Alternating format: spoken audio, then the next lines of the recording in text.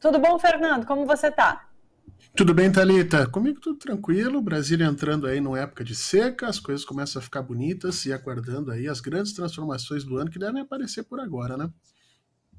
Nossa, esses fins de tarde, de outono, são muito bonitos, né? Eu gosto muito de ficar vendo o céu desse outono.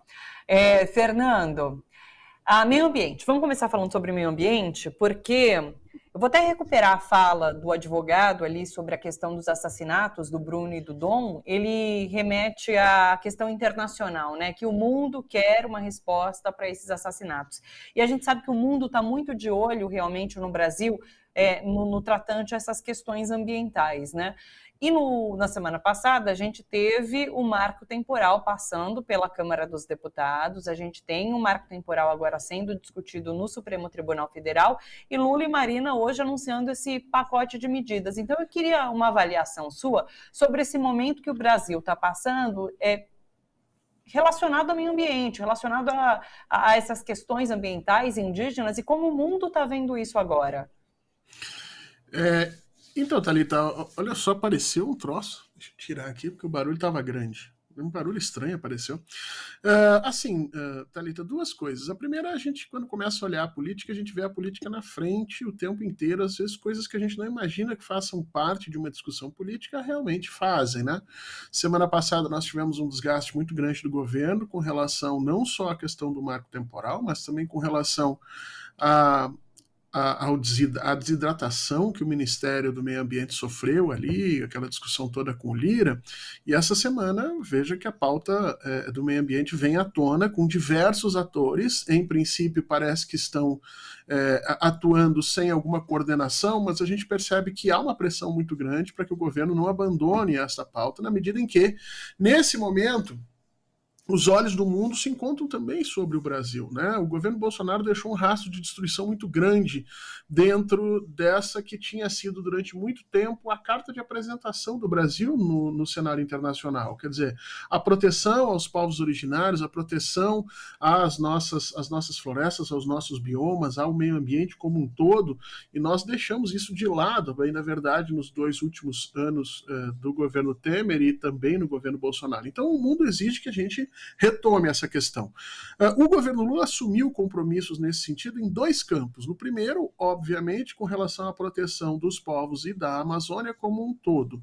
E, em segundo lugar, o governo Lula e vários de seus ministros assumiram o compromisso de trazer à justiça não só os assassinos de Dom e Bruno, mas também os assassinos de Marielle. E fizeram isso no início desse governo de forma bastante enfática, utilizando-se palavras de ordem, e foram muito aplaudidos por conta disso. A fala deste advogado hoje ela é bastante preocupante, porque ela toca exatamente nesse ponto, dizendo, olha, até agora, de fato, na região, nós não tivemos nenhum avanço nesse sentido, o que é uma crítica muito forte ao governo, e no momento em que o governo está sob um olhar internacional de escrutínio com relação às questões do meio ambiente. Pode parecer pouca coisa, viu, Thalita, mas é muito. Internamente, nós vemos o governo se dividindo entre os neo-industrialistas, aqueles que querem recolocar o Brasil num processo de crescimento industrial, e onde esse neo tem muito pouco a ver com alguma novidade de tecnologia, tem mais a ver com um novo movimento, e aqueles que querem efetivamente que o Brasil se estabeleça como um guardião dessas grandes transformações que o mundo vem vivendo aí no meio ambiente, um guardião do planeta, um guardião dessa biodiversidade. Essas duas posturas elas vão precisar entrar em algum nível de acordo para poder funcionar. E essas brigas que nós estamos vendo aí, que parecem ser declarações esparsas, fazem parte desse grande jogo, desse grande tabuleiro que vem por trás aí e que, de alguma maneira, o presidente vai ter que tomar decisões. E nesse contexto todo, como você imagina que o Supremo Tribunal Federal vá discutir a questão do marco temporal?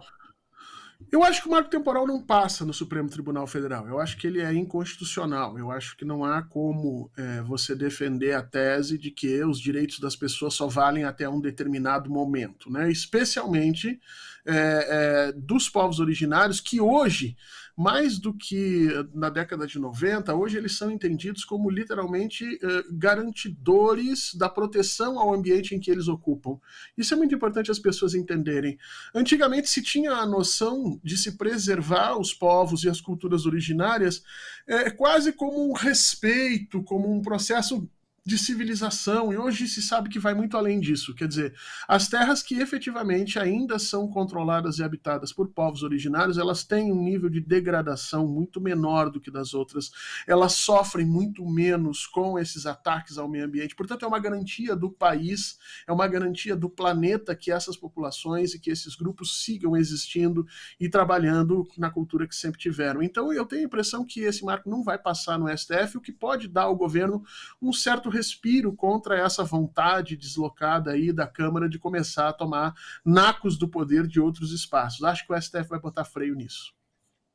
Tomara, que o Senado, inclusive, só vai aguardar essa discussão ser finalizada no STF para, de repente, retomar ali no próprio Senado. Aliás, caso o marco temporal não passe no Supremo Tribunal Federal, Fernando, essa discussão se esvazia ali no Senado também, né? Porque qualquer coisa julgada ali no Senado a favor do marco temporal se tornará inconstitucional por conta de uma decisão do STF, não?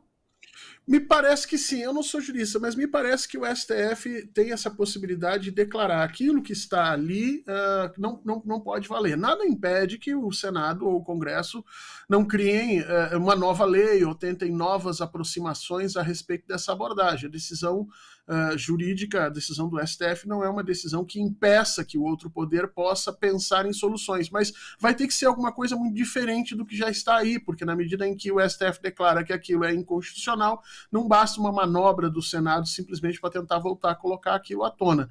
De alguma maneira, os grandes acordos políticos, os grandes agentes políticos em Brasília estão esperando essa manifestação do STF, estão usando o STF como uma espécie de encerramento de discussão, o que nem sempre é bom, viu, Thalita? É sempre importante, a gente ouviu ali o ministro do Trabalho mencionar, é sempre importante que o Legislativo tome a frente e tente resolver os problemas sociais de maneira propositiva e não se utilizando do poder do judiciário, porque acaba gerando um desgaste a um poder que a gente sabe que no governo passado foi tremendamente atacado.